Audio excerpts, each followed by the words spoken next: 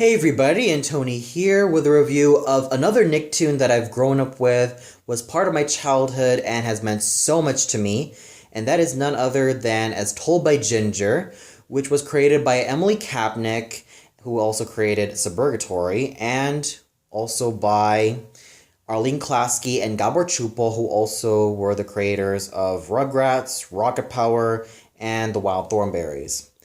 Now, I consider this series to be like a sister series to Hey Arnold, well, specifically like an older sister series to Hey Arnold, even though As Told by Ginger came out in 2000 and Hey Arnold came out in 1996. Now, I state this because the entirety of the show is set in middle school in the first few seasons and high school in the final seasons. What's worth mentioning is that this is one of those rare cartoons in which the characters have different clothings in different episodes, or even in different moments. And we also get to see this type of trend done in The Weekenders, which is one example that I can name, and even the god-awful All Grown Up, which was a spin-off of Rugrats, and also that of even some animes like Welcome to the NHK. And this is kind of a rarity because not a lot of cartoons even have this trend of having characters in different clothing. And this is also one of those cartoons that also deals with such heavy issues as well, like death, depression, relationships, friendships, betrayal, and many, many other heavy topics as well, and even that of addiction. In some instances, we get to see these characters succumb to these, but also manage to try to climb out of it alive and well. And sure, it's never an easy road for them, but when you think about it, this is pretty much their journey and their story that really makes it all the more interesting and all the more human to watch. And not to mention, this show has also been nominated for 3 Emmys, including Best Program that is less than an hour. And, well, some of these Emmy Award-winning episodes also included And Then She Was Gone, which is also one of my personal favorites, which I'll get to in probably the next video, in which I talk about my personal favorite As Told by Ginger episodes. But here's another thing that I've seemed to notice about this show's, well, reception. Yes, it did manage to have all positive receptions all around. It had a lot of positive reviews. People loved it at the time, and it was very groundbreaking and very unique. But what I've also noticed is there were people that did not care or even like the show. They pretty much hated the show. Some people hated it because it was too girly. Others said that it was too much like a melodrama, or it was too melodramatic. People said that it wasn't funny. People said it was too serious. And people said it was just too depressing to watch. And, well, I can understand, but that's also their opinions. But what they also miss out on is this show also has some sparks of humor as well, mostly found through characters like Carl, Hoodsy, or even that of Courtney in a lot of occasions. Not to mention, this show is a very cleverly written show that is also very down-to-earth and has a lot of characters growing up. It's basically a coming-of-age story of not just for Ginger, but also her friends, her family members, and for the people around her. And yeah, when I think about it, this is also one of Nickelodeon's most underrated Nicktoons of all time. When people think of their favorite Nicktoons, they think SpongeBob, Fairly Odd Parents, Avatar The Last Airbender, Rugrats, Rocko's Modern Life, Ren and Stimpy, and in some occasions, Cat Dog, or even that of those weird looking and really type of cartoons that's main aim is gross out humor. But not a lot of people seem to talk about As Told by Ginger, or even Chalk Zone, or even Kablam or Angry Beavers.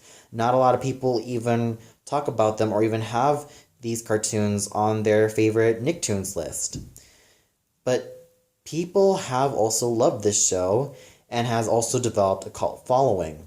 Not to mention, this is one of those shows in which we have a very satisfying ending and everything is tied together up nicely. And that's what I got with As Told by Ginger. So let's get on to what I thought about the story, the animation, music, characters, and the voice acting. Now, like I said about the story, this is basically a coming-of-age tween drama or teen drama as we get to see Ginger and her friends go through middle school life and then enter high school in the much later seasons. They deal with a lot of things like peer pressure, trying to be popular, trying to fit in, trying to find their place in life, and just a lot of the ups and downs of puberty and just a lot of things that can be painful in growing up. And they also deal with loss, they deal with addiction, they deal with death, they deal with so many heavy things as well, which also makes the show a lot more human and relatable to its viewers. And on Carl's side of the story, you get to see him trying to have a lot of struggles as a kid, and sure, on the outside he is pretty gross, but when you think about it, he's also been going through some tough times as well, especially when Lois and Jonas ended up being divorced. And speaking of Lois, she also goes through a tough time as well because she also has the challenges of being a single mom and trying to raise her kids and even having a job as a nurse and all these type of things.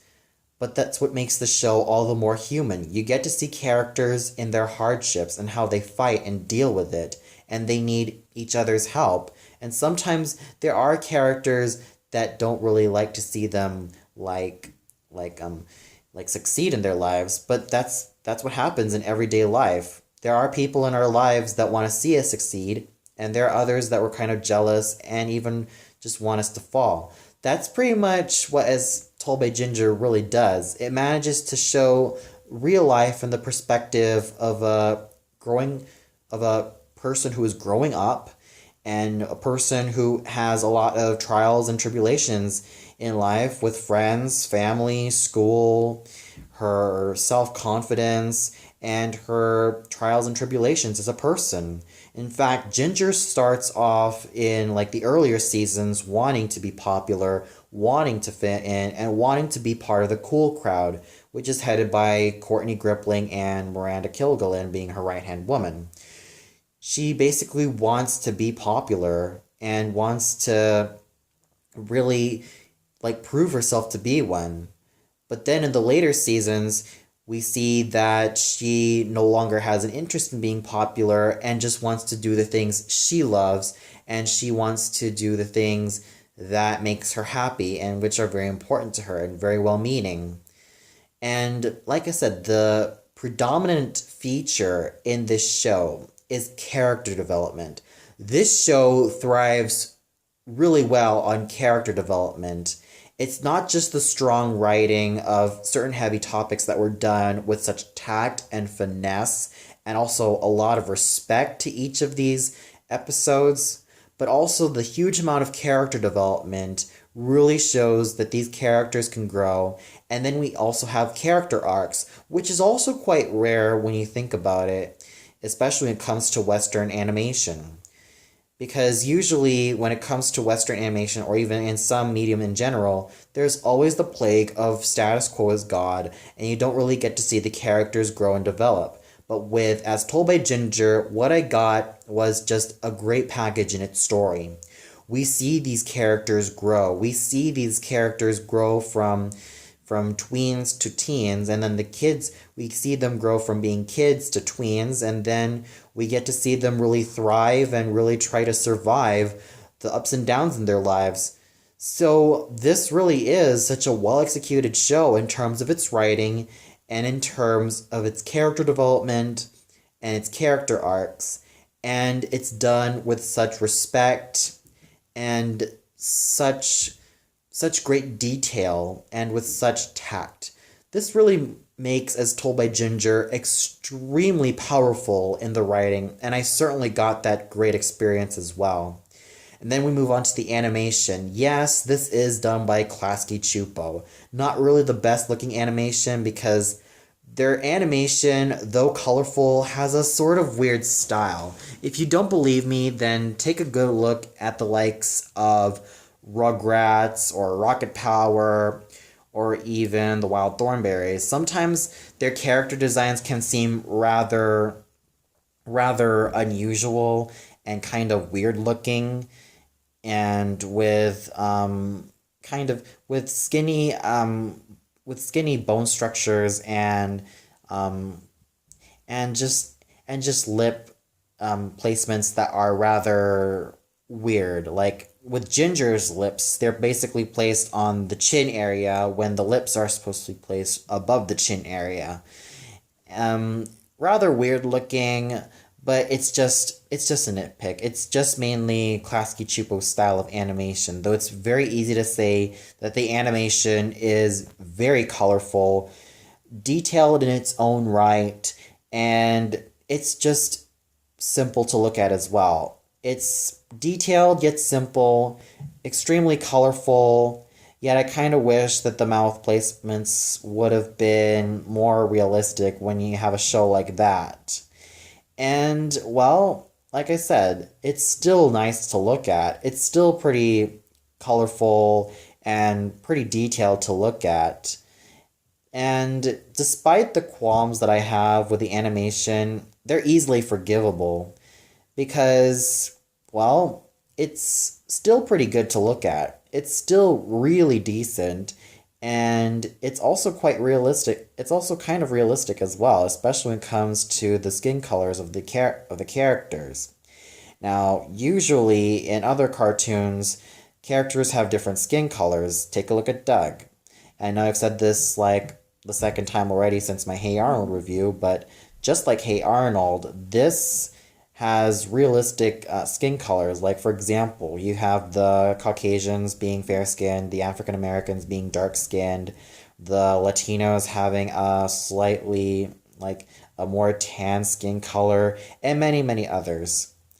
And the animation, though kind of iffy in some aspects, manages to be very colorful and very much detailed in its own right, since this is also done by the same people who have made Rugrats and Rocket Power. And then we move on to the music, which is pretty much one of the hugest highlights of the show as well, much like Hey Arnold's music as well.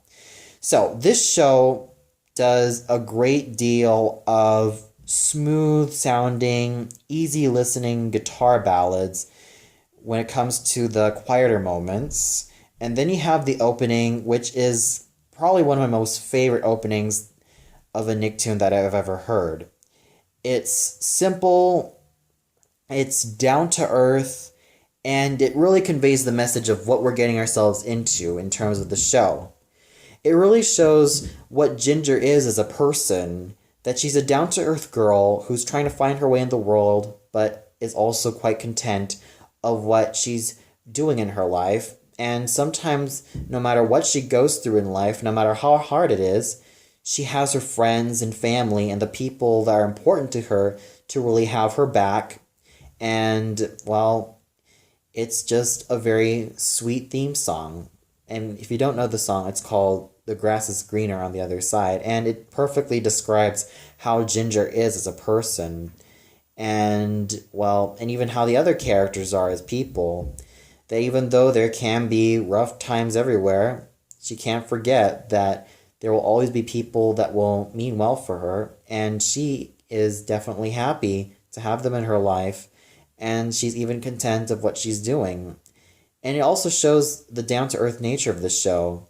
Sure, at times the show can make good use of other instrumentals like the bass guitar, the electric guitar, and the drums and the percussion as well, though at times it can also go into classical musical territory. But it makes great use of the music when it comes to the simple beats, like the strumming of a guitar whenever there's a quiet moment. That's where I feel that the music really shines. And then we have the characters, which are the most diverse and probably some of the most interesting characters that I've ever seen. We could start off with with Ginger as the main heroine. Now, Ginger basically starts off the series as a girl who is, well, she's very down to earth and very much wanted to be popular in the first season. But somewhere in the later seasons, she realizes that popularity isn't everything and that doing what makes you happy is a lot more important. She does face a lot of trials and tribulations in her life, also because of the fact that her mom is basically a single mom and she's also a child of divorced parents. And she is someone who has to deal with the ups and downs of growing up in her life. And she does suffer from time to time, but she also manages to get out well, and at times with the help of her friends and family and the people that mean well in her life. She's at first uncertain of where she belongs in life. She has a lot of uncertainties, doubts about the future, but she's a very courageous character who manages to move along really well despite her initial doubts. She is a character who can march forward and is also quite mature for her age and very intelligent as well. She loves poetry, she loves writing, she loves playing on her guitar, she likes to sing, she loves art, and she's very much a person who is a very artistic person. And she's someone that I really look up to with such respect because she's a character that, well, that I can relate to as well. She's someone who has had a lot of tough experiences in her life, but is also someone who is very down to earth, very friendly, very nice, and someone who has a very positive attitude no matter what she goes through. And she has a lot of great moments in each of the show's episodes, like with the episode Hello Stranger, in which she hasn't seen her dad in a long time, and her biological father gives her congratulations certificate for passing the 6th grade, and she proceeds to write this poem about her father, which I thought was very touching. So, in essence, Ginger is a character that I've related to and I've looked up to and can really feel like I could be like a very best friend of hers. And similar to Arnold, she's a character that, like I said, is like a role model to me and has pretty much shaped me to be the person that I am today. And then we have her best friends, Macy Lightfoot and Dodi Bishop. Now, Macy Lightfoot, at the first sight when you see her, you think that she is some nerdy girl with asthma problems, but she's a lot more than that. She's also someone who has a very tough time trying to accept change, and someone who has a tendency to be quite childish from time to time, mostly because of the fact that her parents are both child psychologists that don't really have enough time for her and are constantly busy. And, well, until they manage to give her some attention in the episode where Macy has turned 13, but her parents treat her like she's 5, and all because of the fact that she hasn't had any contact with them from time to time due to their jobs and their busy lifestyle. She's also a character that I feel for because, yes, she fears change. Yes, she does have a pretty childish way of thinking of what the world is going on about her. And she is also someone who is very sincere, nice, and someone who is someone that I could easily give a hug to, and someone who is, well, a pretty good friend to Ginger. She's someone who is also as down to earth as her, and has such great moments, and someone who also is someone who fights for what she believes in, like the episode Little Seal Girl, in which she wants to perform the Little Seal Girl on the talent show, but then Dodi and Ginger decide against it because they're too old for that now, but Macy still wants to do it and really wants to push forward with it. So she's definitely someone who fights for what she believes in, and someone who's also a very well-rounded character, just like Ginger. She's someone that I also look up to, and someone that I really like to see on screen every single time, because she's definitely fun as a character and very well-rounded. And then we have Dodi. Well, compared to the other two, Dodi is not as multi-dimensional as Ginger and Dodi and many of the other characters in the show. Dodi is pretty much a chatterbox who constantly spreads a lot of gossip and constantly has the latest buzz on what's going on in their school and who's going on about who and all that type of stuff. Out of all the characters, she seems to be the least developed because, well, she still is the same person who wants popularity, who wants people to notice her, who wants, a lot of things in life, and she is pretty ambitious for all these things that she stands for. And not to mention, she can be kind of annoying at times. Some people would go out of the way and say that Dodi can be quite a bitch, but I wouldn't really dare call Dodi a bitch, though she can be from time to time. It's just that sometimes she can be very clingy, very much annoying, and at times sort of reminds you of those people that can't really seem to shut up. However, Dodi does have her moments of greatness and her moments of being nice as well, but she's not really that great of a character, though arguably, despite that, she's still a pretty good character in her own right, because we do have people who constantly chatter on about what's going on in their lives and what's going on in other people's lives as well. So she is kind of a reminder of certain people like that in our lives. But even then, I am kind of iffy on her about her character. I mean, she can be a good character from time to time, but other times I kind of find her annoying and rather mean-spirited in some areas, like the Wicked game. Or even that episode where Courtney has lice and Dodi will go out of her way to humiliate her. And then we have Darren, who starts off as a kid with the headgear and has been teased on about it. And he's basically a very down-to-earth fellow and is one of Ginger's very best friends, well, very best guy friends.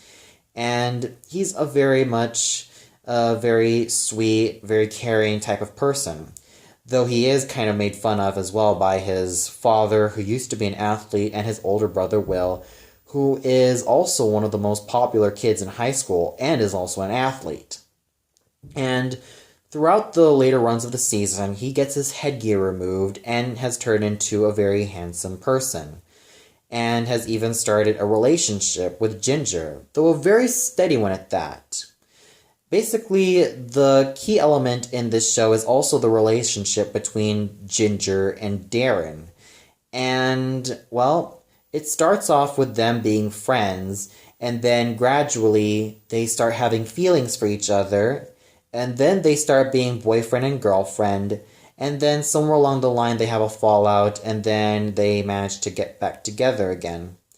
Which really does show that their relationship is, to a lot of people, very realistic and very much heartfelt and very much something that a lot of couples go through. And that's pretty much them in spades. And they're really interesting when you think about it from time to time. And, well, especially with Darren, but there were some people that felt like his major jump the shark moment was when after he had his hairdo removed and dated Ginger, he ended up becoming a football player and has become a lot more muscular, more well-built, has longer hair, and is a lot more of a stud. And it's like his personality ended up going into such a 180 that people felt like this was pretty much the show's jump the shark moment. Yes, I do kind of agree, but it also showed that, yes, this is pretty much how Darren kind of dealt with the pressure of growing up. He's still trying to find himself in life, and he even ended up one time with another girl, Simone, who was also a cheerleader in the football team. So it was pretty much the show's jump the shark moment, but with Darren, I do understand what his character was going through. It was basically like an ugly duckling type of scenario, in which his character started off as this awkward looking kid with a head brace, and then gets it removed, and then all of a sudden he becomes a Prince Charming to a lot of the young ladies of the school. So Darren is a very interesting character and pretty multifaceted as well. Then we move on to Courtney Crippling, who is on the surface a very airheaded, very bubbly, and very much a ditzy type of person. Though she has proven from time to time to be a true friend to Ginger. Remember the Wicked game? Oh yes, that's also one of my favorite episodes that I'll also talk about when I make a top 20 or even 25 favorite as told by Ginger episodes list. So Courtney, aside from her like posh attitude, her prissy attitude, and her like tendency to be quite pushy, in comparison with the likes of Rhonda Lloyd and BB Bluff, she is a lot nicer and a lot bubblier compared to the two. She has shown to be quite a really great friend to Ginger and really wants to know how people of the middle class live and how they work and how they breathe and how they function and all of that. She finds the middle class people very interesting, and she's definitely a very fun character as well, and has also proven from time to time that she's also one of Ginger's very true friends, and she can also be someone who can really reach out to Ginger despite her poshy and prissy attitude. Then we have Miranda Kilgallon. She's pretty much the show's bitch, so to say, though in a nicer term, she's pretty much the female bully. She has the tendency to be very snide and very sarcastic and very much a mean person, though she has shown moments in which she can be very much a person who can also give advice to Ginger in the band episode.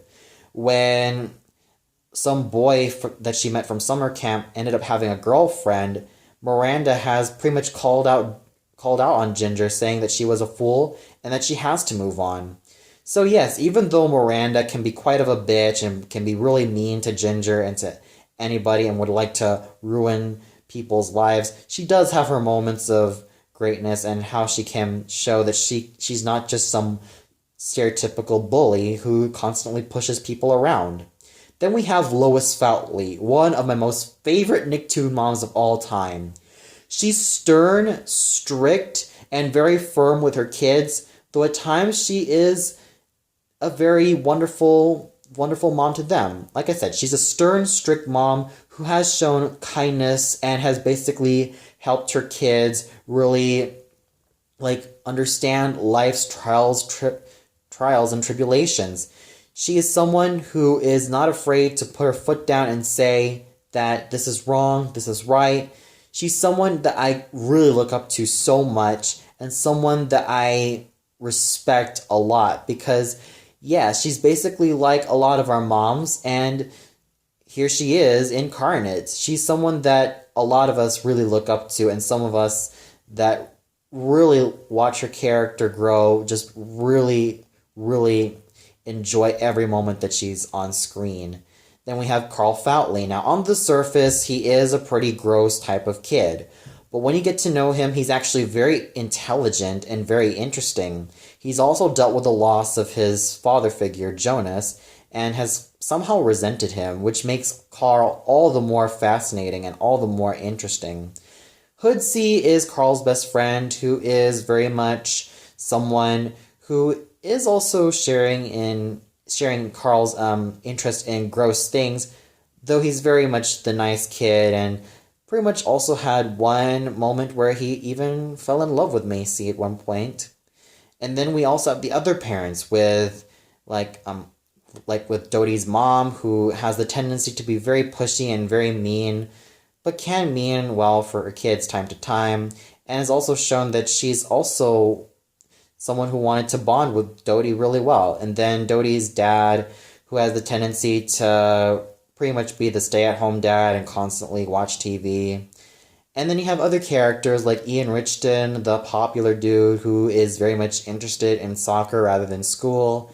Then you have Mipsy, one of Miranda's henchwomen who tends to be really mean and really nasty. But it's very... And then you have Noelle, who is this weird girl that sort of has an affection on Carl. Polly Schuster, who is a girl who thinks she's a parrot. And a lot of other interesting and very wonderful characters as well. And especially Dr. Dave, who is currently like Lois's boyfriend in the later seasons. Very down-to-earth person, and really much is someone who is very enjoyable to watch.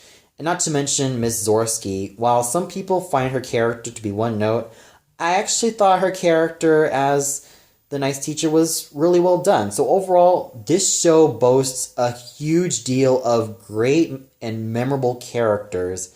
And not to mention the voice acting is well done. Melissa Disney manages to give Ginger's sweetness and personality very well. Then you have Aspen Miller and Lorraine Newman as Dodi, and Lorraine Newman as Lois Bishop, Jeannie Elias as Carl Fatley, Tress McNeil as Hoodsie Bishop, Liz George as Courtney, Cree Summer as Miranda, Sandy Fox as Mipsy, and a lot of other voice actors and voice actresses who have lent their voices to these characters. The other interesting thing about some of the voice actors in the show, which is quite similar to Hey Arnold as well, is that some of these voice actors have also had careers in live-action television and even in film, most notably Lorraine Newman, who did her stint on Saturday Night Live. So overall, this show is just excellent in its execution, and it's no surprise of what I'm going to give the show.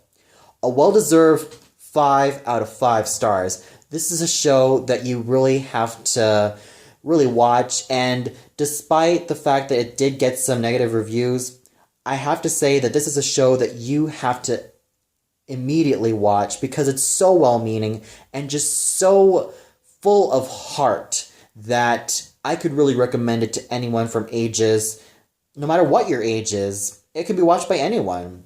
Well, that's all for now. Be sure to tune in later where I talk about my top 25 favorite As Told by Ginger episodes. So until then, take care, everybody.